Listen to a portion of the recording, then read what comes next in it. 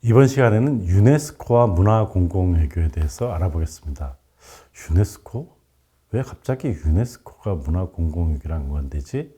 이렇게 생각하실 분들도 많을 것입니다. 그러니까 유네스코가 또 뭐지? 잘 모르시는 분들도 있을 것이고요. 그러니까 어떻게 보면 유네스코와 문화공공외교가 연관되어 있습니다. 유네스코, 영어로는 United Nations Educational, Scientific and Cultural Organizations 이렇게 되어 있습니다. 그러니까 어떻게 보면 교육, 과학, 문화에 관련된 기구입니다. 2차 세계대전 후에 만들어진 기구죠.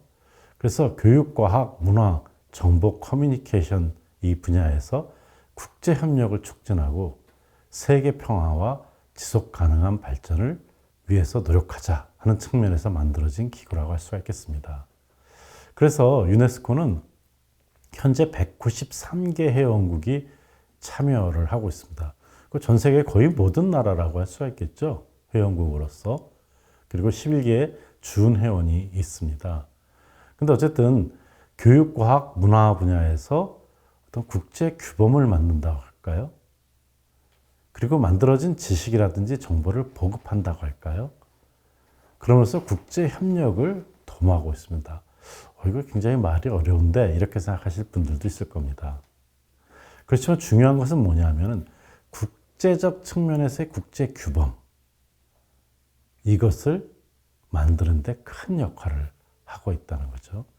그러면서 우리가 지구촌이 당면한 주요한 이슈들에 대해서 정책을 만들고 앞으로 미래적으로 어떻게 대응할까 하는 것에 대한 내용들을 하고 있다는 거죠.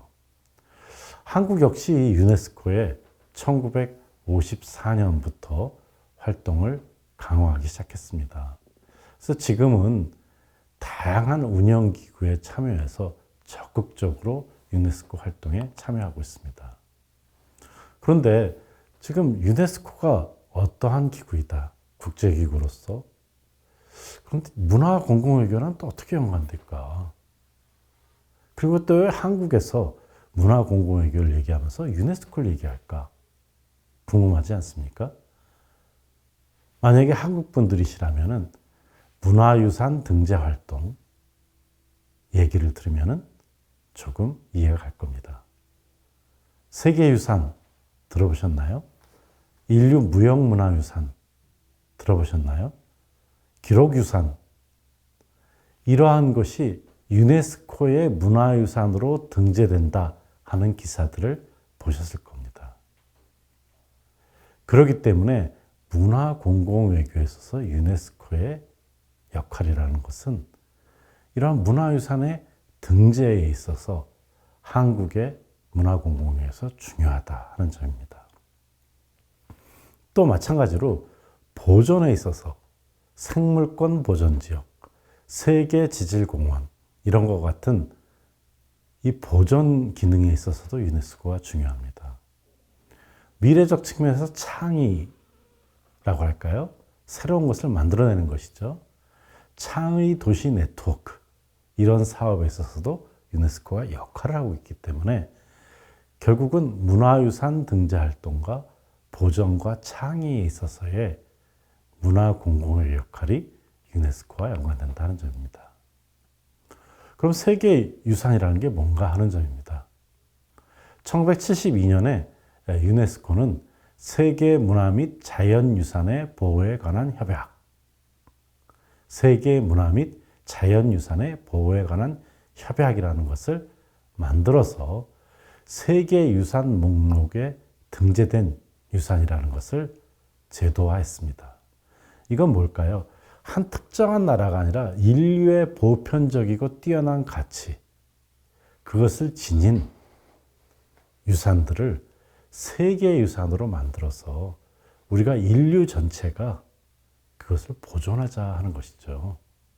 여기에는 문화유산, 자연유산, 그리고 문화와 자연이 같이 결합된 복합유산들이 있다 이거죠. 2003년에는 유네스코가 무형문화유산 보호협약이라는 것을 만들어서 문화적 다양성과 창의성이 유지될 수 있도록 무형유산을 등재하는 제도를 만들게 됩니다. 이것 역시 무형적이지만 보여지는 것이 아니지만은 다른 형태의 유산으로서 세계적인 유산을 포함하여서 인류가 같이 기념하자는 것입니다. 자, 하나하나씩 보겠습니다. 가령 세계유산.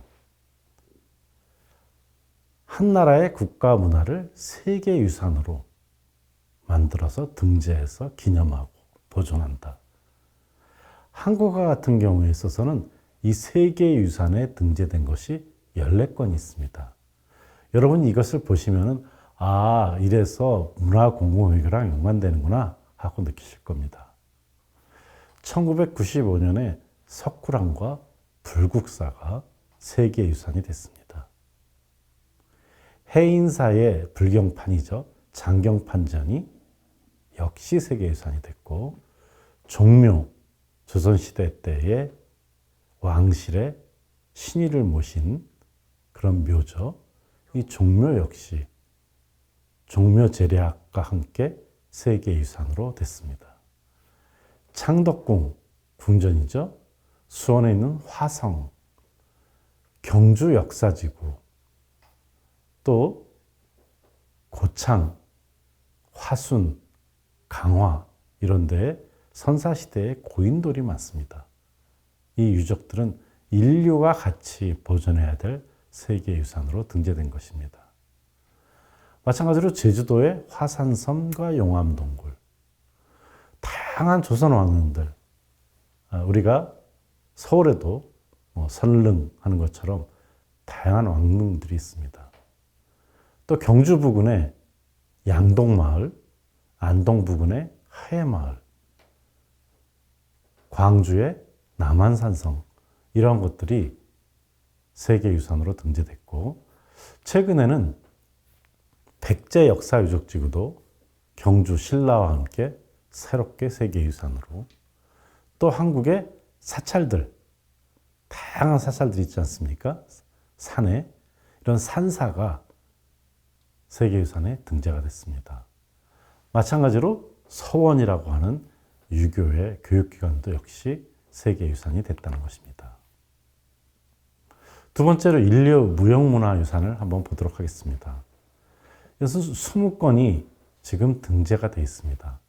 아까 말씀드린 종묘와 관련된 종묘, 제례, 악, 그리고 판소리, 강릉의 단오제, 또는 다양한 형태의 우리 무용들, 강강술래라든지 남사당 놀이패라든지 불교의 영산제라든지 또는 굿, 처용무 이런 것들도 무형문화유산에 등재됐고요.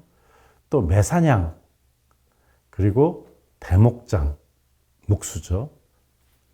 태권도의 원형이라는 태견, 줄타기, 한산 모시짜기, 아리랑, 그리고 음식 문화인 김장, 농악, 줄다리기, 그리고 최근에는 제주의 해녀 문화도 무형문화유산으로 등재됐고, 특히 2018년에는 씨름이 한국에서 등재시킨 것이 아닌 남북이 공동으로 등재시킨 것으로서 인류 무형문화유산이 됐다는 것입니다.